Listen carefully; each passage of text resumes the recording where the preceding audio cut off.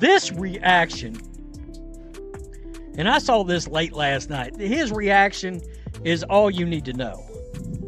Make sure they deny. What do you think they're going to run here? Game first season opener ever in the history of this league. And I want to know who she's talking to. Bree January is on the right side right here drinking. Who could she have been asking this question to? Where both teams. The second she ripped off the headset and pulled away the glasses, you could instantly feel the pressure boiling over, because that was never just an emotional sideline reaction from a frustrated coach. That was Stephanie White watching every fear, every warning, and every concern she carried into this game suddenly collapse right in front of her eyes. And what unfolded during that late timeout huddle exposed something much bigger and far more alarming than simply losing one opening night game. A head coach standing in the final moments desperately turning toward her own staff and asking, "What do you think they're going to run here?" is not the sign of confidence, control, or preparation. That is a coaching staff caught completely off guard, overwhelmed by the moment, and visibly slipping into full panic mode when the pressure became impossible to ignore. Panic. All right, black and white sports supporters. Well, we've got the continued fallout from the Indiana Fever loss to the Dallas Wings at home in the home opener to a team that won 10 games last year. The fallout is getting, the fandom getting loud. By fandom, I mean Caitlin Clark fandom. You had a lot of things coming out of that. You had the great mystery of back injury. Is it a back injury compensating for something else? Was it a hip flexor? The Indiana Fever just walked into their own home opener and suffered a humiliating loss to the Dallas Wings, a team that managed to win only 10 games all of last season. Just 10. But the real embarrassment was not simply the defeat itself, it was the way everything completely unraveled on the court despite all the off-season promises about building a tougher defensive identity under Stephanie White. Instead of looking disciplined or organized, the Fever allowed well over 100 points and looked totally lost when the pressure started rising. And now the backlash exploding across social media is not even coming from longtime Fever supporters anymore. It is coming directly from the massive Caitlin Clark fan base, the same fans who warned for months that this situation could spiral out of control. The reaction online tells the entire story better than any press conference possibly could. The team's final score post barely crossed 1,500 likes while getting hammered with nearly 4,000 furious comments. That kind of ratio is not normal frustration. In today's sports world, that is a complete social media disaster and a warning sign that the fan base is rapidly turning against the organization. I think I stressed enough in my reaction video yesterday is the second team, the second unit, the bench is not good. It's not. I said yesterday, I watched the Liberty play the other day. The game had gotten so far away, they had their second unit. Their second unit would beat the living shit out of our second unit. They'll run us out of the building. What makes this entire situation even more brutal and impossible to defend is the shocking weakness of Indiana's second unit, because the bench players who were supposed to bring energy, stability, and real depth are not merely struggling a little bit, they look completely overwhelmed every single time they step onto the floor. If you compare them to a team like the Liberty, the difference becomes painfully obvious almost immediately.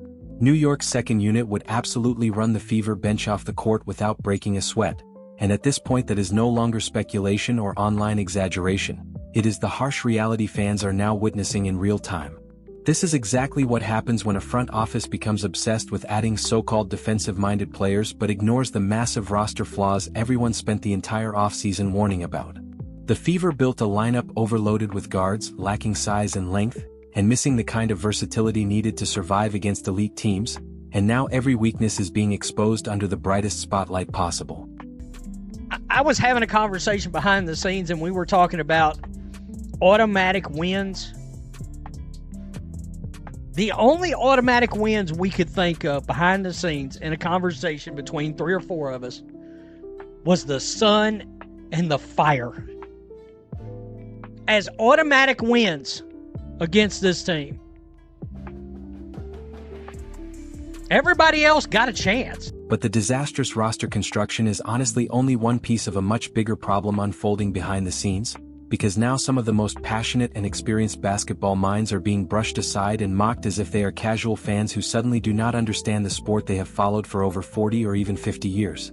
That has become the frustrating narrative pushed by certain corners of Fever media whenever criticism starts growing louder.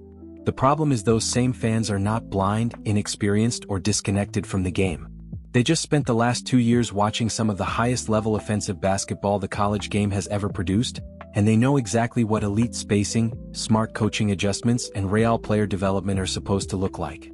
They understand how great systems create confidence, rhythm, and chemistry on the floor. And right now, what they are watching unfold in Indianapolis looks nothing like the championship-level basketball they were promised coming into this season.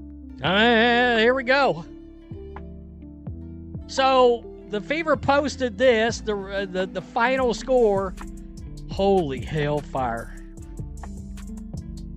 I mean, 1.5, 1.6 thousand likes to nearly 400 comments.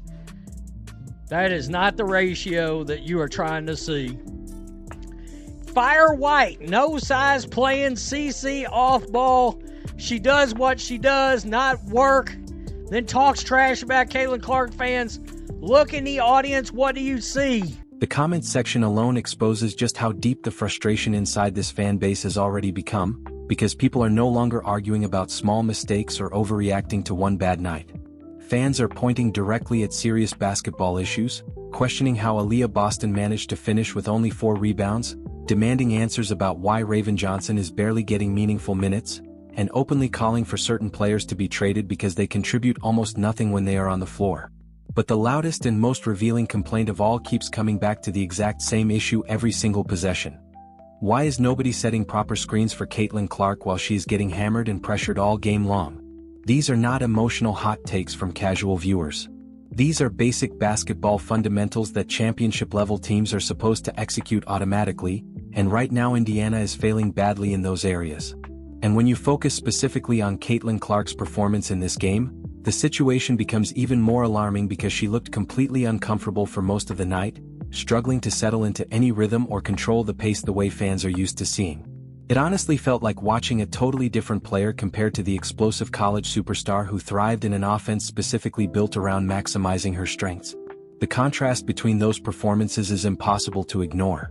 Even Aaliyah Boston, who once looked dominant and unstoppable in college basketball, now appears unusually slow, hesitant, and lacking energy in a Fever jersey.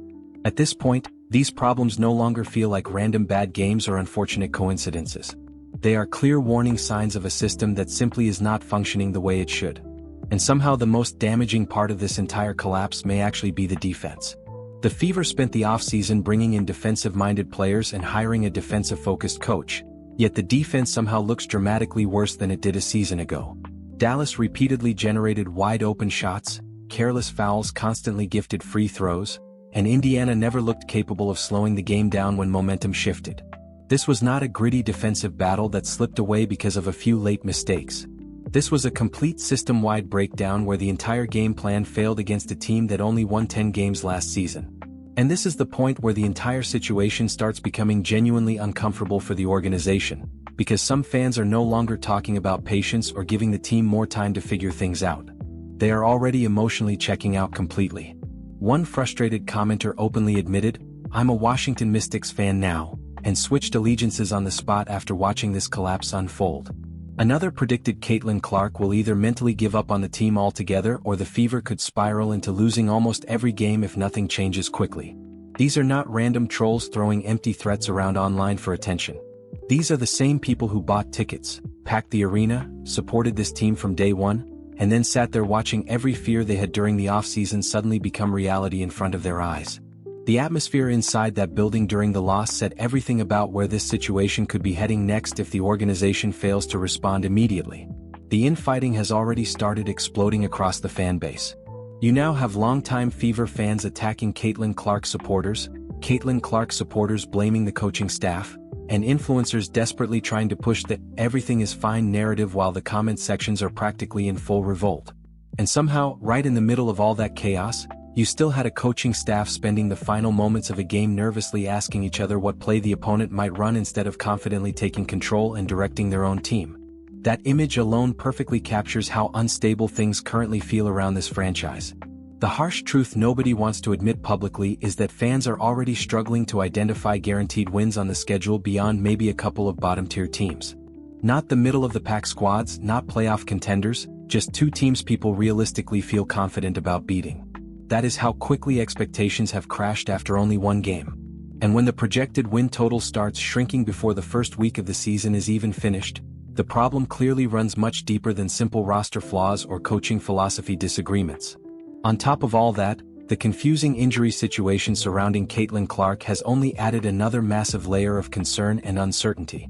First it was described as a back injury, then suddenly reports started mentioning a hip flexor issue, and now people are wondering if it could actually involve her groin instead.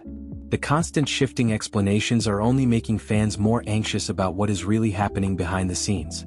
The confusion surrounding Caitlin Clark's injury situation only made the entire night feel even more chaotic and concerning for everyone watching at home, because the broadcast kept throwing out different explanations until fans were left wondering what was actually true anymore. First it sounded like a back issue, then maybe a hip flexor problem, and suddenly there were whispers about a possible groin injury as well. The team labeled everything as precautionary, but after viewers spent the entire game watching Clark get physically battered without proper screens, spacing, or much protection from the officials, people immediately started asking the same uncomfortable question. Is this really what the entire season is going to look like? And the bigger picture here makes the situation even more frustrating for the league itself. The WNBA had just delivered the most watched season opener in league history. The Indiana Fever entered the year as the biggest attraction in women's basketball. The arena was completely packed, national attention was at an all-time high, and the product showcased on the court ended up looking disorganized, sloppy, and completely disconnected against a team that won only 10 games last season. That is not merely a disappointing loss for Indiana fans, it is a massive missed opportunity for the entire league at a moment when all eyes were finally locked onto women's basketball. At the center of all this growing frustration is Stephanie White, whose situation is becoming harder and harder to defend after every possession. She arrived in Indiana promising culture change, defensive toughness, and a completely new identity after leaving Vanderbilt during a difficult stretch. Yet in the very first game and in the most critical moments, cameras caught her looking toward assistants for answers instead of confidently controlling the situation herself. That now viral clip of her asking, "What do you think they're going to run here?" is the kind of moment that can follow a coaching staff for an entire season if the losses keep piling up. What makes everything even more frustrating for the fan base is the fact that many supporters predicted these exact problems months ago during the offseason. Fans repeatedly warned about the lack of size, the overload of guards, the questionable roster construction, and whether this coaching staff could actually build an offense capable of maximizing elite talent. Every concern that got dismissed as negativity, overreaction, or ignorance suddenly played out live in front of more than 17,000 people in Indianapolis. And nowhere is that disconnect more obvious than the way Caitlin Clark is being used compared to how she thrived at Iowa. In college, the offense completely flowed through her strengths. Teammates constantly set screens, spacing was carefully created, and the entire system was designed to unlock her creativity and scoring ability instead of forcing her to survive in chaos every possession. Back at Iowa, every single player on the floor understood exactly how to complement Caitlin Clark's game. The offense constantly created movement and spacing around her strengths, and the entire system was built to unleash the creativity, confidence, and pace that made her one of the biggest stars basketball has ever seen. But ever since arriving in Indiana, everything already feels far more disorganized and frustrating to watch. Instead of putting the ball in her hands consistently and allowing her to control the offense, the Fever are forcing Clark into uncomfortable off-ball stretches, leaving her exposed to non-stop physical pressure, and surrounding her with an offensive structure that simply does not maximize what makes her special. And that is not just an unlucky adjustment period or a few rough possessions early in the season. That is a coaching issue and a system-wide failure becoming more obvious with every game. What makes this even more alarming is that experienced basketball fans immediately recognize when the fundamentals are missing.